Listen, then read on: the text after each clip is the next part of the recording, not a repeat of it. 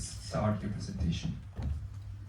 Hello everyone, thanks for being here until the very last presentation today. Today, let us introduce our new product, Therapist Toy, protecting children from mental disorder. Before I move on to the details, I want each and every one of you to think back to your childhood. Was there ever a moment when you felt sad, lonely, or helpless?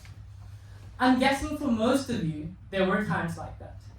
Today, many children suffer from similar situations or even worse situations. As you know, mental health of children is a significant issue around today's world. In 2025, how big is children's mental health problems and how much potential does it have as a business opportunity? Let's look at the key numbers. Today, 20% of world children have mental illness. School absence rate in Japan is increasing year by year. And last year, very unfortunately, we had the highest children's suicide rate of 527. It was the #1 death cause. As a market, mental health market has the size of near $400 billion with annual growth of 18.4%. A famous institution for child mental health gets more than $100 million of donation every year. All these big numbers show that children's mental health is receiving more and more attention. Now that we know the significance of the problems, how do we normally approach the problems? The most common approach would be to see the doctors, get medicine, and get therapy. Children can also use therapy app to self-check their stresses, or simply play to be fun. However, these solutions have some challenges and are not enough to solve the root problems. We think there are mainly two challenges. One, it's difficult to see doctor. People feel stigma to see doctor for mental health problems. We lack numbers of doctors who specialize in children's mental health. Two, the current system is not optimized for the individual. Some online apps are too generalized, and we don't have enough data to make treatment suited for individual, which is critical in children's mental health care. How are we going to overcome these challenges? Here's the answer. Therapist Toy. Our Therapist Toy has two main features. One is individualized AI toy with speech-to-speech interaction. Two, we've made a mobile app for the parents to see how the parents is doing, how the children is doing. Our product has 3 strong points. It's easily accessible, it is human-like, and it has expert knowledge in children's mental health. Now, let's look at the demo videos.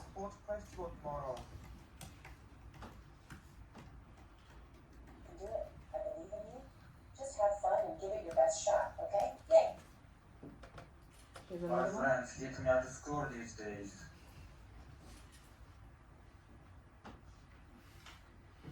Oh no, that's not nice at all. Remember, friends should make you feel happy and safe. Do you want to talk about what happened?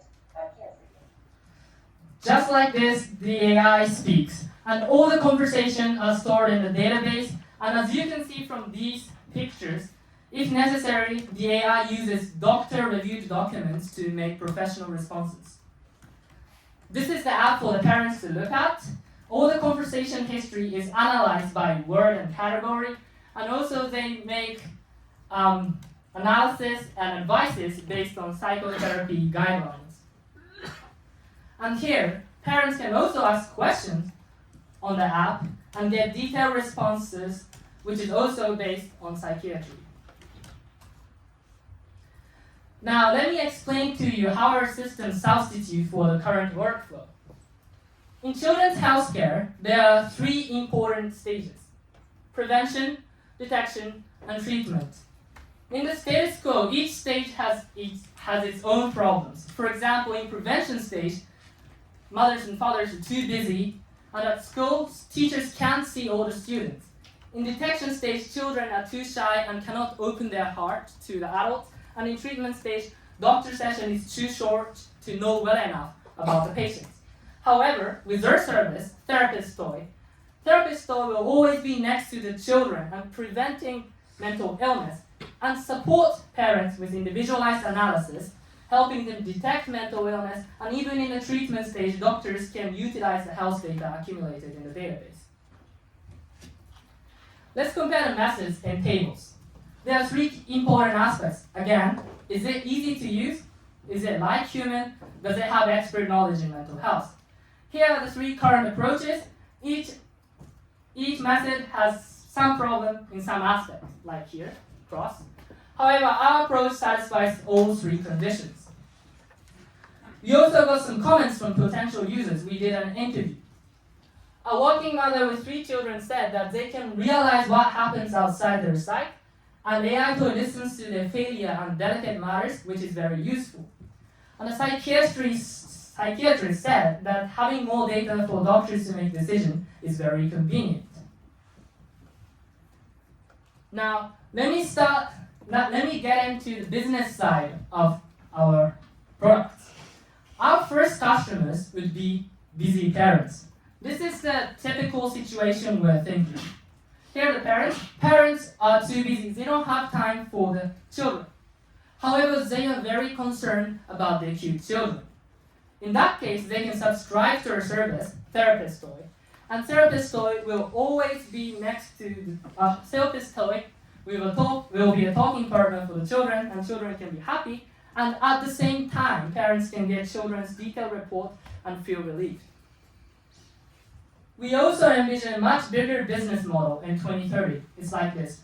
Not only the 2C business model, as mentioned, we are aiming for other businesses and government as well. For the 2B business, we target companies that focus on social welfare. We also target hospitals and doctors and let them use our Therapist Toy as a treatment option in exchange for data and advice. Lastly, we target government for insurance in exchange for data and raising social awareness of the problem. Now, let's get into the technological details. Our system leverages modern technologies for scalability and flexibility. The front end here uses Next.js and Vercel for high-speed rendering. For the backend, we use FastAPI and Node.js, incorporating asynchronous processing and type-safe data management for improved efficiency. And on the infrastructure side, we ensure high availability with a container-based architecture on AWS Fargate, while ALB and RDS provide load balancing and scalability. Additionally, we introduced CI/CD pipeline here using GitHub Actions for fast and automated deployments. Here's the AI and algorithm details. Our AI toy is powered by a Raspberry Pi, and it enables natural speech-to-speech interaction using speech recognition for transcription, LLM agent for response generation, and TTS1 for natural speech synthesis. LLM agent also analyzes children's health and character. And after that, the LLM agent determines whether the topic is serious or casual. And if it determines the topic is serious, they will do a hybrid search to retrieve medical documents to make more detailed responses. We're thinking 2 future steps in the global market. In 2028, we will expand the data and improve the AI, and we're going to target child support group and the government.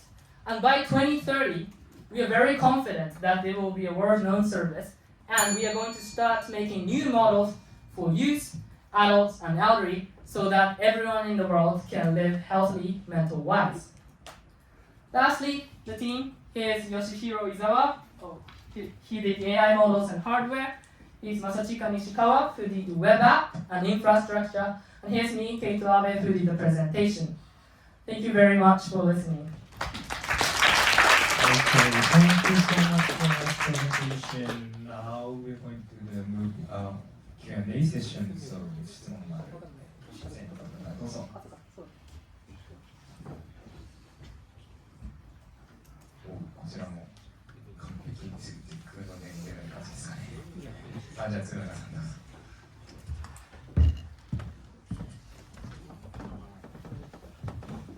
私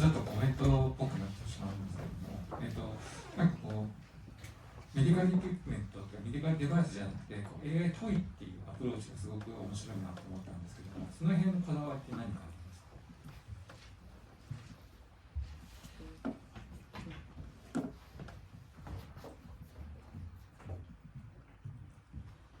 私たちのターゲットとして単にその精神疾患になってしまった人の治療だけではなくて、そのまず広く、孤独さを感じる子どもたちに向けてターゲットを絞った上で、さらにその人たちがより深刻な状態になったとしても、そこまで受診までに対してシームレスなデータの移行というか、シームレスなワークフローを組めるというところを私たちの強さにしています。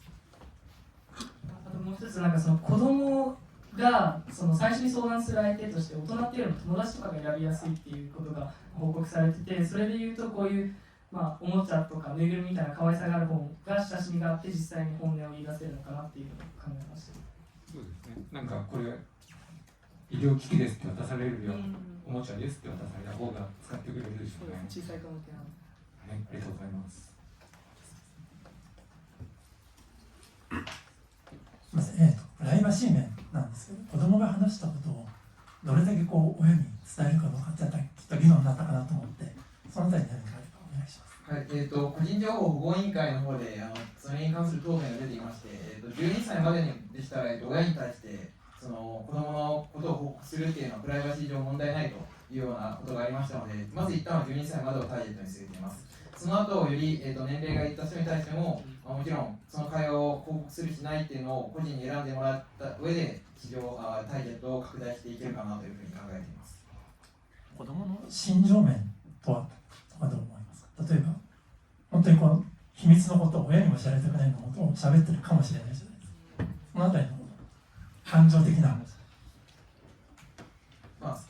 もともと自分たちの中ではそのスイッチで切り替えるみたいな話が出ていて、親に伝えたい、例えば親が忙しくて伝えられないけど、伝えたいことと、それとも本当に伝えたくないこと、この2つはスイッチによって子供でも簡単に切り替えられるようにするっていうのが構想としてはもともと上がっていました。それを実装することが解決策になるかなというふうに思います。